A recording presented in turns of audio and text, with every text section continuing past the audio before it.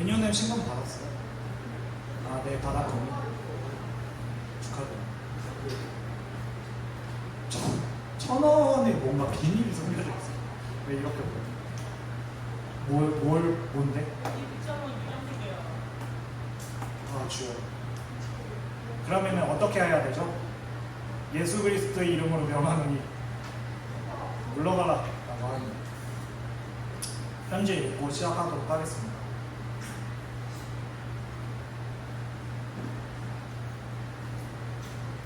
음. 7월 13일 일요일 김학준 닥쳐요 다. 호응해요. 한 학기의 끝이 보입니다. 열심히 달려온 것이 것의 결실이 드디어 나타납니다. 만족스러웠을 수도 있고 그러지 않았을 수도 있으나 그 모든 것이 여러분의 발자취임은 잊지 마시기 바랍니다. 그러나 그보다 더 중요한 것은 어떤 상황에서도 하나님은 그 결과와 그 결과를 사는 당신을 인정한다는 것입니다. 뭐가 되어도 주님은 여러분을 높이십니다. 여러분들이 스스로 여러분들이 낮추고 예배 시간에 요령을 찾고 있는 그 순간에도 하나님은 여러분들을 인정하십니다. 네, 오랜만에 온 권희에게 이 편지를 드리도록 하겠습니다. 권희 나와주세요. 수영거.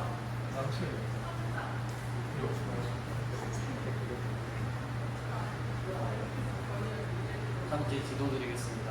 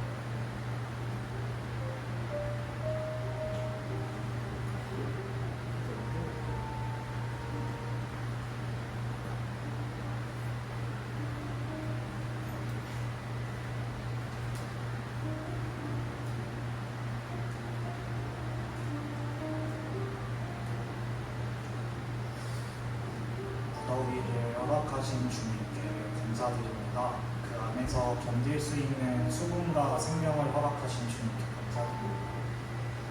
그 모든 고난과 더위 가운데서 나름대로의 열심과 나름대로의 어떤 보물을 찾게 해주신 주님께 감사드립니다. 만족스럽지 않더라도 또 만족하더라도 여튼 하나의 결과를 내게 해주신 주님께 감사드립니다. 2025학년도 1학기가 끝나게 해주신 주님께 감사드립니다. 그 끝이 또 다른 시작이 될 수 있게 허락해 주시면 감사드립니다.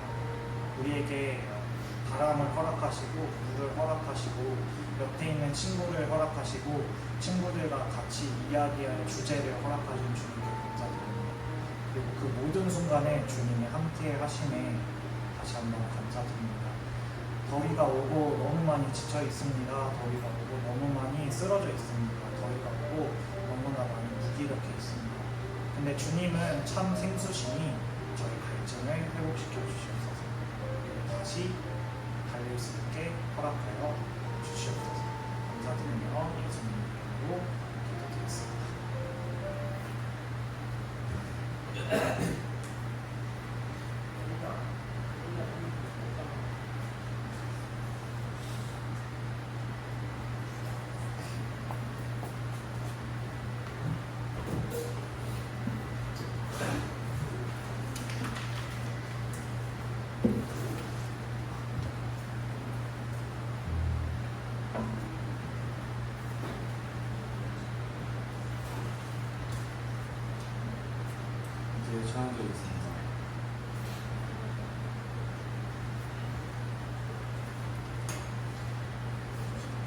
내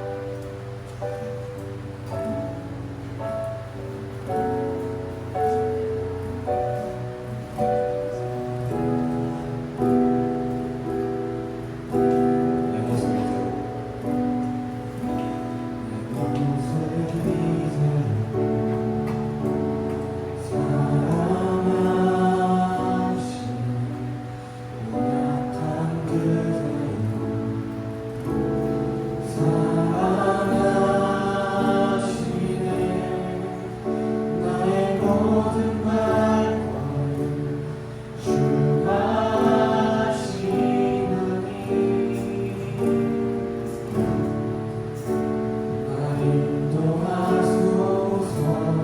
내 모습 이대로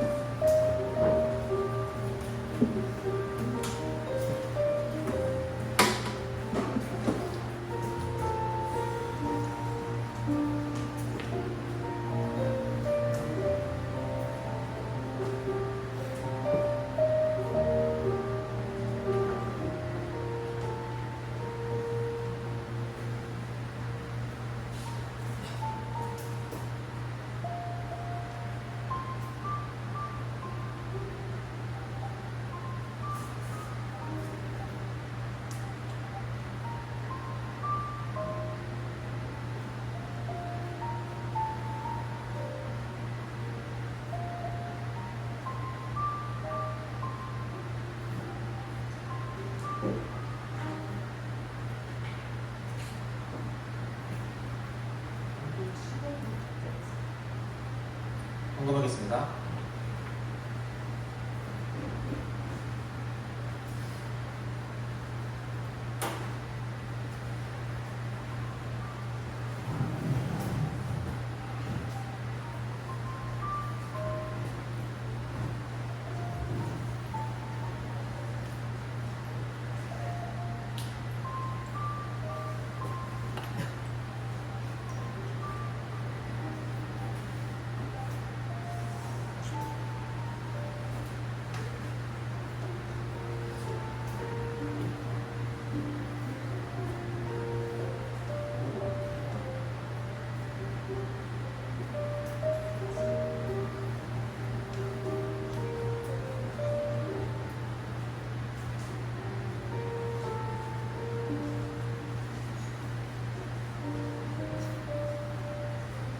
많이 감사합니다. 오늘도 이 무더위에 교육관에 모아주시고 또 함께 찬양 드리고 예배 드릴 수 있게 해주셔서 감사합니다.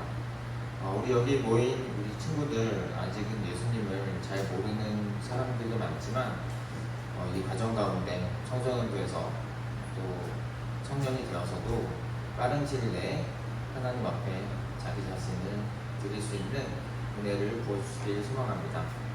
오늘도 예물을 드렸습니다.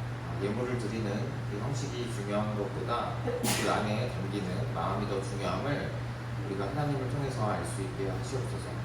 오늘 말씀 가운데 하나님의 임재를 강렬히 느끼고 또 하나님에 대해서 더욱더 알아가는 그런 예배의 시간 될 수 있도록 좀 인도하여 주시옵소서. 예배의 주인은 오직 삼위일체 하나님 한 분이십니다. 많은 높임 받으시고 완전히 예배의 주인이 되어 주시옵소서. 이 모든 것 우리 주 예수 그리스도의 이름으로 기도드립니다. 아멘.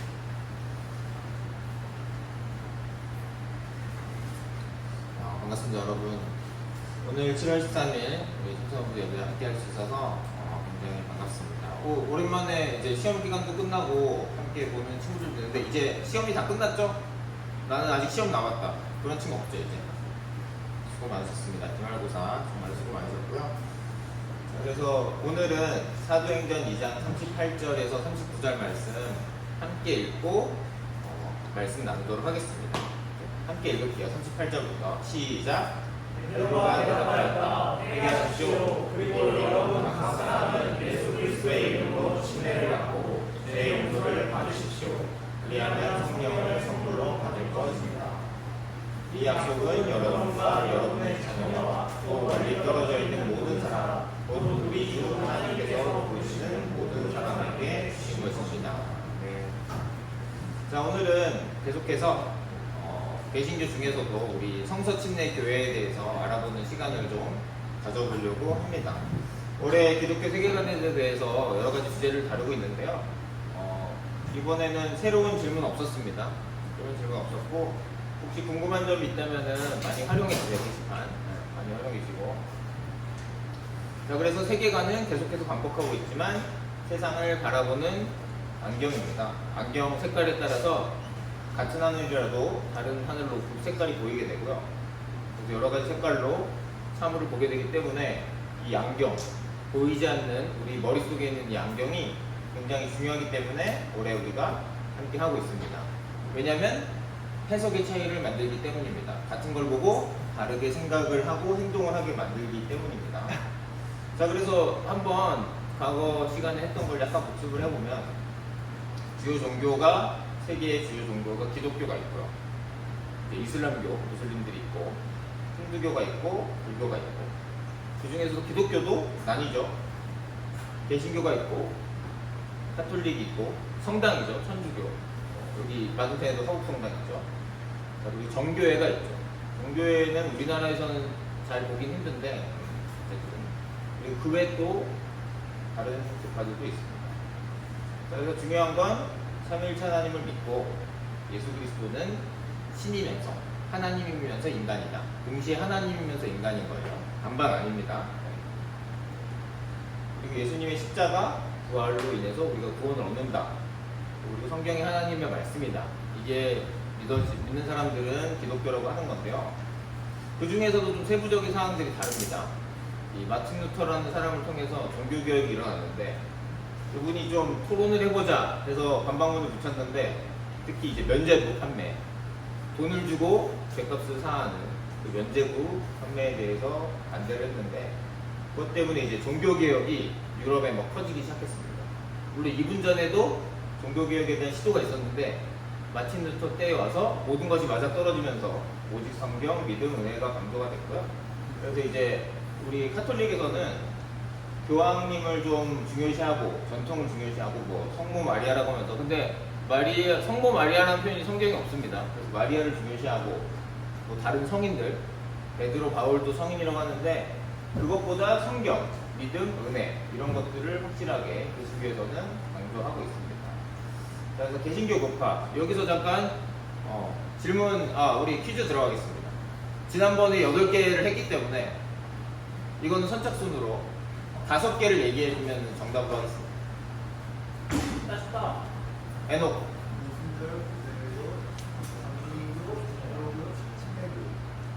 정답입니다. 에녹이한테 기프티콘 하나 좋습니다. 역시 다음부터는 또 중학교 1학년부터 올라가야겠는데 역시 그냥 다 풀었더니 당연히 고등학생이 당연히 가져갑니다. 자, 그래서 8개 교파, 더 많은 교파가 있을 수 있지만 주요 권한을 알아봤고요. 루터교, 장로교, 성공회, 침례교, 감리교, 성교교, 오순절, 구세교. 자, 우리는 어디죠? 침례교입니다.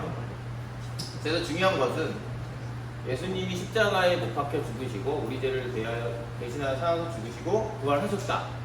그걸 믿는 사람이 구원을 얻고 그분의 뜻을 따라서 공동체를 이끌며 사는 거, 그게 핵심이고요. 그래서 95%는 같고 5%가 차이가 있는 겁니다. 그래서 우리는 5% 차이에 집중해서 싸우지 말고 95%를 맞춰서 예수님이 원하시는 것을 하자. 이게 더 중요한 겁니다. 자, 그래서 침례교잖아요, 우리는. 그래서 침례교에 대해서 좀 한 번 더 깊게 살펴보고 성서 침례 교회에 대해서 좀 살펴볼게요. 자, 그래서 여기 오늘 본문 보면은 베드로가 얘기하죠. 회개하십시오. 여러분 각 사람은 예수 그리스도의 이름으로 침례를 받고. 근데 보통은 세례라고 나와 있습니다. 왜 그러냐면은 우리나라는 장로교가 많아서 그런 거예요. 장로교가 훨씬 더 발달이 돼 있어서 그렇거든요. 숫자가 많기 때문에 죄용서를 받으십시오. 그러면 성령을 선물로 받을 것입니다. 그래서 구원에 대한 얘기를 하시고 있죠. 자, 그래서 침례는 이게 그리스 원어인데요. 영어로 이걸 해놓은 건데 밥티조라고 하거든요. 원어가 그리스어. 근데 이제 잠그다 물에 담그거나 잠기는 걸 얘기합니다. 그래서 물에 완전 잠기는 겁니다. 그래서 침례가 사실은 맞는 거예요. 팩트는 침례가 맞다. 세례는 물을 뿌리거나 붓는 건데 이거는 이제 로마의 기독교가 공식 종교가 되면서 지역이 넓어지고 숫자가 많아지니까 간소화시키기 시작하면서 달라진 거지 원래 성경에서는 다 물에 잠궈서 침례를 했다. 자, 침례가 왜 중요하냐? 예수님도 침례 요한에게 침례를 받으셨습니다. 굳이 안 받아도 되는데 예수님께서 받으셨습니다. 그리고 죽음과 부활을 아주 잘 표현합니다. 저도 당연히 우리 교회에서 침례를 받았는데 거기서 물에 들어갔다가 나오잖아요. 이미 믿는 사람이 받는 거죠. 근데 그게 좀 다시 새로 태어나는 느낌이 들더라고요. 상징적으로.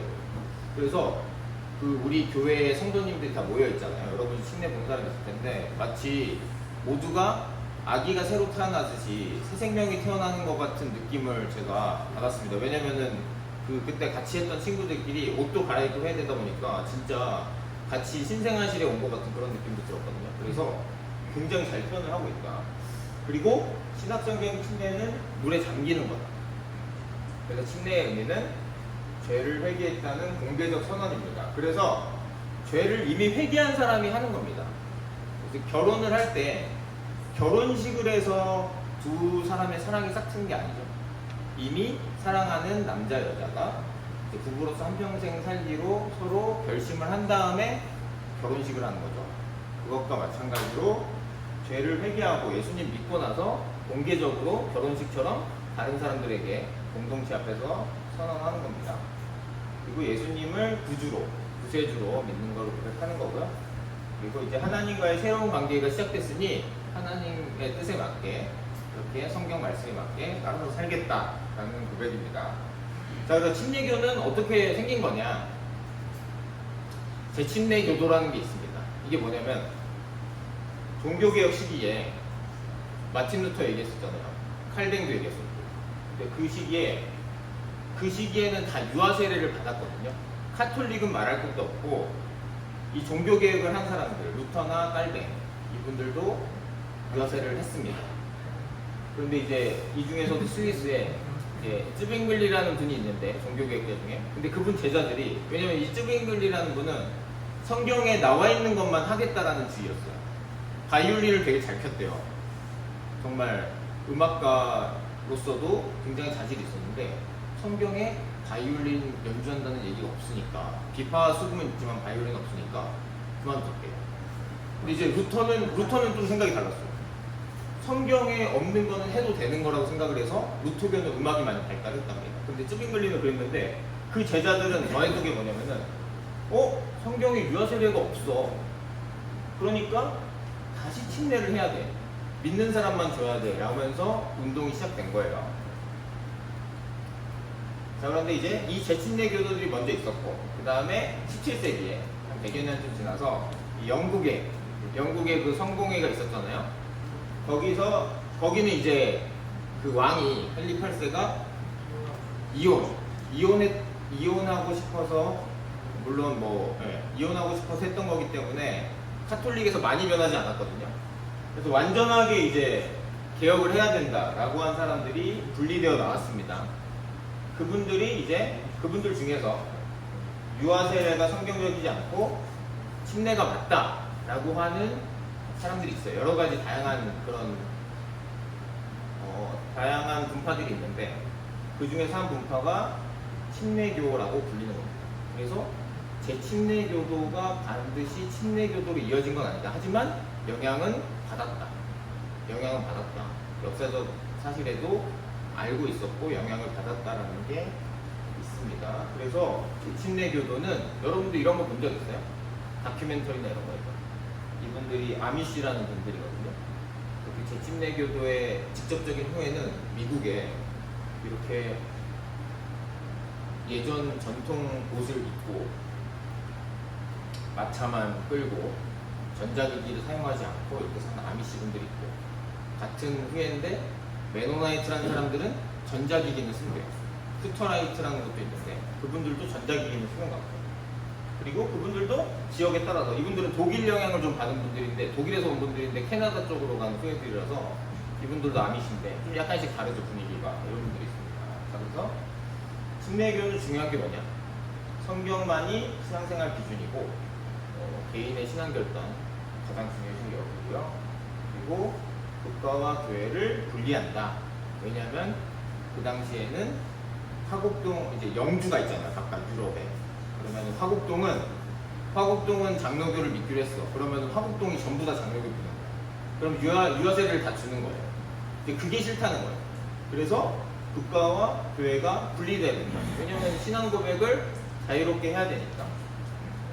그래서 교회별로 정하고, 그리고 우리 성도님들이 논의해서 정하자, 이런 게 많이 발달이 된 거예요. 자, 그러면 성서침례교회. 성서침례교회는 뭐냐? 지금 성서침례교회는 미국에는 남침례교라고 있습니다. 우리나라에는 장로교가 가장 숫자가 많지만 미국에는 침례교가 숫자가 가장 많습니다. 그 중에서도 남침례교라는 교단이 1845년에 생겼는데 여기가 가장 숫자가 많아요.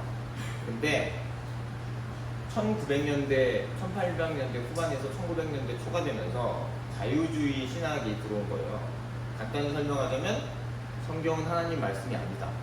왜냐하면 과학도 발달하고 예전 고대 문서를 연구하는 그런 학문들도 발달을 해서 성경은 하나님 말씀 아니다, 그냥 문서일 뿐이다라는 그런 주의를 들어온 거를 굉장히 반발했대요. 그래서 성경만이 최고다, 이거를 지키기 위해서 이분들은 나왔어요.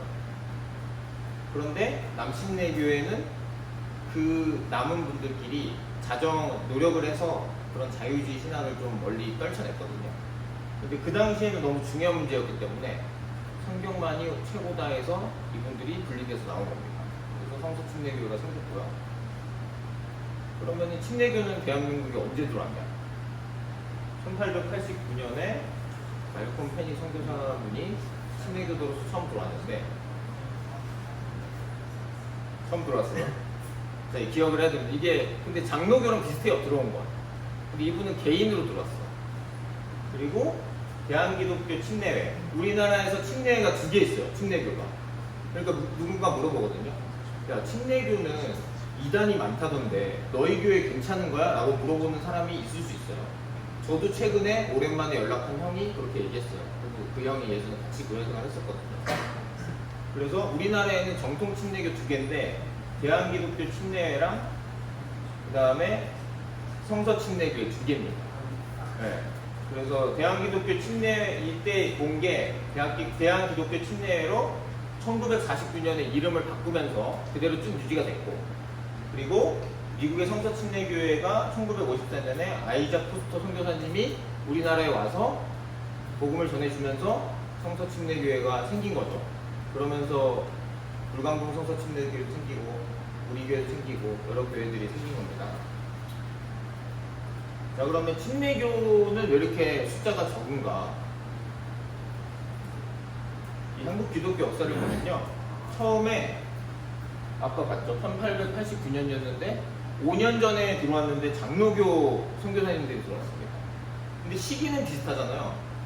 그런데 초반에 장로교 선교사님들이 많이 들어오고 그 다음에 여기도 장로교가 많습니다. 해방 이후에 침례교는 본격적으로 진행이 됐고 장로교 선교사님들이 많이 들어왔어요. 그런데 그 당시에는 서로 협력을 했거든요. 왜냐면 유교, 무속, 불교, 도교 한국에 가득 차 있으니까 말했듯이 선교사님들은 예수님 믿는 사람들은 다 협력을 해서 복음을 전했는데 이렇게 구역을 나눴거든요. 근데 여기 보면 침례교가 없습니다. 왜 없냐면 개인 자격으로 온 거예요. 개인으로 온 거고 장로교는 조직적으로 선교 활동을 했습니다. 왜 그러냐면 이제 해외 선교 시작을 장로교는 19세기 초에 했고요. 침례교는 19세기 중후반에 했는데 침례교는 각 교회별로 결정을 하잖아요. 우리가 선교 활동을 할 때도 각 교회별로 어떻게 돈을 쓸지를 결정을 하는 거고, 장로교는 교단이 있잖아요. 수백 개, 수천 개 교회들이 하나의 교단으로 되어 있잖아요. 그렇기 때문에 자금을 모아서 선교사들을 많이 모아서 조직적으로 보내서 학교를 세우고 병원을 세우고 이렇게 할 수가 있는 겁니다. 그런데 침례교는 상대적으로 부분이 약하다 보니까 자율적으로 개별 선교사 중심으로 오다 보니까 당연히 조직적인 힘을 한국에서 발휘하기 힘들었죠. 숫자도 적었고. 그래서 1884년에 언더우드 선교사님을 통해서 장로교도 오고 5년밖에 차이가 안 나지만 조직적인 것과 소수와 그리고 개인 자격으로 오기 때문에 아무래도 한국에서는 침례교가 적다. 그리고 중요한 게 이때부터 일제강점기 시기를 지나면서 여러분 뭐 신사참배 같은 거 들어보셨잖아요. 그러니까 여기는 우리나라가 가장 힘들 때 독립운동할 때 유관순 누나도 사실은 기독교인이거든요. 개신교인인데 그분들 독립운동할 때도 개신교, 기독교가 큰 역할을 했거든요. 근데 이런 험한 세월을 같이 지내왔기 때문에 아무래도 장로교가 뿌리 있게 한국에 정착할 수밖에 없었다. 이렇게 봐야 될 것 같습니다. 50년대 이후에 침례교는 대한기독교 침례든 성서 침례교는 그때 시작이었기 때문에 상대적으로 우리가 숫자가 적다. 자, 그럼 성서 침례교의 특징 좀 알아보겠습니다. 그리고 우리 성서 침례교의 홈페이지거든요. 그래서 잘 보면 여기 우리 아는 얼굴들도 있고 우리 선생님들은 스승님들도 있어요. 목사님, 전도사님들이 있습니다. 그래서 신교육 홈페이지가 있는데 여기 이게 우리 마크고요. 성경을 상징하는 이런 마크를 갖고 있습니다. 그래서 학교도 있어요. 저도 이 학교를 이제 21년도에 들어가서 3년 동안 다니고 졸업을 했는데 작년 초에 졸업했는데 아무래도 성경 말씀을 중요시하는 교단이다 보니까 원어 시간이 많습니다. 물론 이제 원어를 익혀서 자기 걸로 소화하는 것은 굉장히 힘든 일이라서 이제 개개인의 차이가 있겠지만 그래도 원어에 굉장히 힘쓰는 학교입니다. 우리 성서침례대학원 다니고 저희 특징이 뭐냐면은 성경이 절대적으로 번역을 했습니다. 그래서 원어를 중요시하겠죠. 왜냐하면 성경을 잘 봐야 되기 때문에 이게 기준이 되니까. 자, 그리고 개인 신앙 고백 그리고 침례 강조하는 거. 그리고 이거 전신자 제사장 교리를 강조합니다. 이게 뭐냐면 모든 신자는 다 하나님의 제사장이 된다는 거예요. 그러니까 동등하다. 전도사는 전도사 역할을 하는 거고 성도는 성도 역할을 하는 거고 그 직업을 가지면서 교회 내에서는 역할이 다른 거지 지위가 다른 게 아니다. 수평적이다. 이걸 강조하는 겁니다. 그래서 여러분들이 앞으로 예수님 믿고 직업을 가지게 되면은 그 직업이 하나님의 뜻에 정반대로 반대로 행하는 것이 아니라면 그게 하나님의 일입니다. 그래서 이제 주어진 공부를 열심히 하고 성실하게 하면서 직업을 가지는 게 중요한 겁니다, 여러분. 그리고 교회별로 독립적으로 한다. 교단이 아니고 각 교회별로 독립적으로 그렇게 결정을 할 수 있다. 그런데 이게 좀 안 좋은 점이 있어요. 어떤 점이 안 좋냐면 침례교가 왜 이단이 많냐면 교회별로 결정을 하니까 갑자기 어떤 목사님이 침례교 목사님이 기도를 너무 열심히 하다가 갑자기 이상한 데로 빠져들었어요. 그렇게 되면 이단으로 갈 수가 있는 거예요. 그런데 제동장치가 없어요. 교회별로 하니까 담임 목사님이 그렇게 결정을 하고 성도님들의 협력을 얻으면 영향력이 크니까 이상하게 삼천포로 빠질 수가 있는 거예요. 그런데 교단이 있는 교회들은 그런 건 막을 수 있겠죠. 다만 좋은 거라도 빨리빨리 결정하기 힘들겠죠. 교단이 있습니다. 그래서 각각의 장단점이 있습니다, 여러분. 그런 거 알아두시면 좋고. 자, 그리고 성서 침례교회 없는 게 있어요. 왜냐면 유아 세례 없습니다. 여러분들 유아 세례 받은 사람 있나요? 장로교회에 있었던 친구들은 받았을 수도 있는데, 그래요. 연재는 너는 그 교회는 장로교회였어요. 그렇군요. 네, 맞아요. 유아 세례가 있습니다. 그래서 침례교회에는 부모님의 믿음이 아닌 본인의 믿음이 중요하기 때문에 유아 세례 없고요. 주기도문 뭔지 알아요? 네. 주기도문도 안 합니다. 왜냐면 예배 때마다 암송을 하잖아요. 외워서 하는데 저도 장로교에 있었는데 그렇게 되면 형식적이 된다고 해서 정신이 중요한데 형식적이 되는 것을 좀 피해야 된다 해서 안 하고요. 사도신경 아닙니까, 여러분? 사도신경? 들어본 적 있나요? 사도신경 내용은 부정하지 않지만 성경에 없는 거기 때문에 따로 하지 않습니다. 자, 그리고 축도 뭔지 알아요? 축도? 축하. 세대 위치지어다. 네. 맞습니다. 축복하는 기도인데 그 축복하는 기도를 예배 끝날 때 목사님들이 해주시거든요. 장로교회에서는. 근데 침례교회에서는 하지 않습니다. 왜냐면 권위가 더 높은 게 아니라고 생각하기 때문에 성도라면 예수님 믿는 사람이라면 서로 축복해 줄 수 있다. 그래서 굳이 목사님이 그렇게 축복기도 하지 않는다. 왜냐면 성경에 꼭 정해져 있는 거 아니기 때문에. 자, 그리고 교단 조직이 없습니다. 그래서 교단이라고 안 부르고 친교회라고 부릅니다. 서로 협력해서 그냥 친교 관계를, 교제 관계를 유지하는 거지 교단 조직이 아니에요. 자, 그래서 우리 개신교 교파들을 알아보고 성서침례교회도 알아봤는데 내용이 좀 많긴 했지만 어쨌든 중요한 건 5% 차이에 대해서 지금 알아본 겁니다. 그래서 우리가 내세울 수 있는 것들을 잘 가지고 특히 우리가 성경을 중요시하고 그리고 개인 구원 여러분들한테 복음을 전하고 개인이 예수님 앞으로 올 수 있도록 돕는 게 우리 성서침례교회의 강점이 있지만 그렇다고 해서 다른 교단을 무시하거나 협력하지 않으면 곤란해요. 왜냐하면 다 같이 예수님의 교회거든요. 우리는 우주적으로 하나의 교회이기 때문에 예수님 믿으면 95% 같은 것에 집중을 해서 우리가 잘할 수 있는 것을 찾아서 예수님께서 명령하신 일을 잘 감당하면 된다. 어쨌든 나의 역할, 우리 역할 잘 감당하면서 협력해서 세계 선교를 이뤄가야 된다. 이거를 기억해 주시면 되겠습니다. 그래서 실제로 지금도 다른 곳, 무슬림이 많은 지역, 불교가 많은 지역에서는 개신교는 교파와 상관없이 협력해서 복음을 전합니다. 이건 예부터도 그랬고 지금도 그래요. 그래서 여러분들 우리가 하나라는 것을 알고 십자가로 우리에게 새 생명을 주신 예수님 기억하면서 함께 신앙생활을 해가는 게 중요합니다. 자, 그래서 오늘 이렇게 알아봤고요. 생각해 볼 건요. 성서침례교회가 다른 교회들과 가장 큰 차이점이라고 생각하는 것을 얘기해보고 이유도 나눠보면 좋을 것 같고요. 또 그리고 선생님들이 대부분 성서침례 교회에서 어릴 적부터 지내신 분들이 많거든요. 그래서 선생님들 얘기를 들어보는 것도 좋을 것 같고, 그리고 선생님들 중에서는 다른 교단에서 어릴 적 신앙생활을 하신 분도 있기 때문에 얘기를 같이 나눠보면 좀 좋을 것 같습니다. 자, 그리고 우리 여러분이 생각했을 때 물론 다른 교단과 비교하기 힘들 수도 있겠지만 성서침례교회의 장점은 뭐라고 생각하는지 한번 나눠보는 시간 가지면 좋을 것 같습니다. 자, 그럼 우리 함께 기도하고 진방 공부 진행하도록 하겠습니다. 우선은 이렇게 기도하면 좋겠습니다. 우리가 어쨌든 하나님께서 성서침례교회라는 이름으로 함께 모이게 해주신 것에 대해서, 그리고 또 오늘 알아갈 수 있는 시간을 주신 것에 대해서 감사하는 기도 드리면 좋을 것 같고요.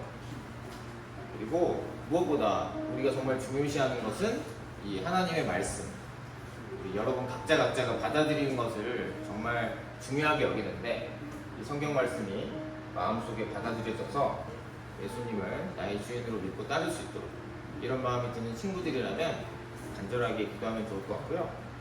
자, 그리고 이제 수련회를 앞두고 있습니다. 여러분 기말고사를 잘 마쳤고 얼마 남지 않은 정교인 여름 수련회, 하나님의 은혜가 넘쳐나고 재밌고 안전하게 지낼 수 있도록 함께 기도하도록 하겠습니다. 기도하겠습니다.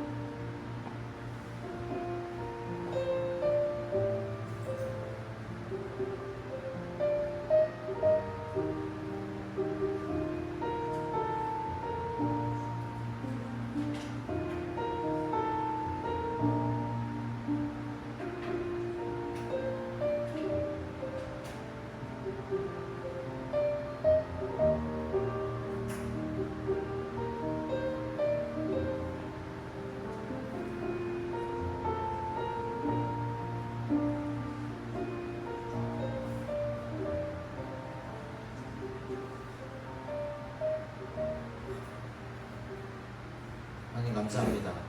수많은 교단 중에서도 성서침례교회로 우리를 함께 모아주시고 함께 예배드릴 수 있게 해주셔서 감사드립니다.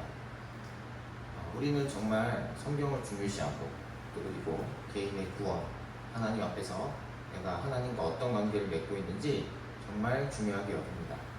주님, 이 정신에 맞게 우리 각자가 예수님에 대해서 깊게 생각해 보길 원합니다.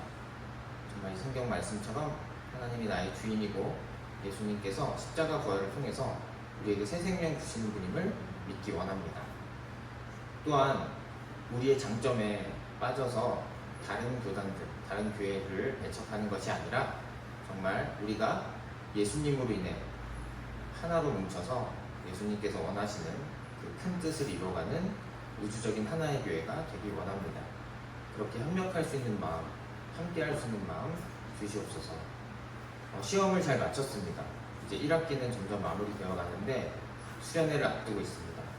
수련회 동안 하나님이 우리 각자에게 주시는 은혜를 만끽할 수 있도록 도와주시고 안전하고 즐거운 수련회 될 수 있도록 우리를 인도하여 주시옵소서.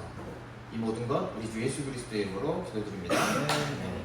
하나님께 영광을 드리겠습니다.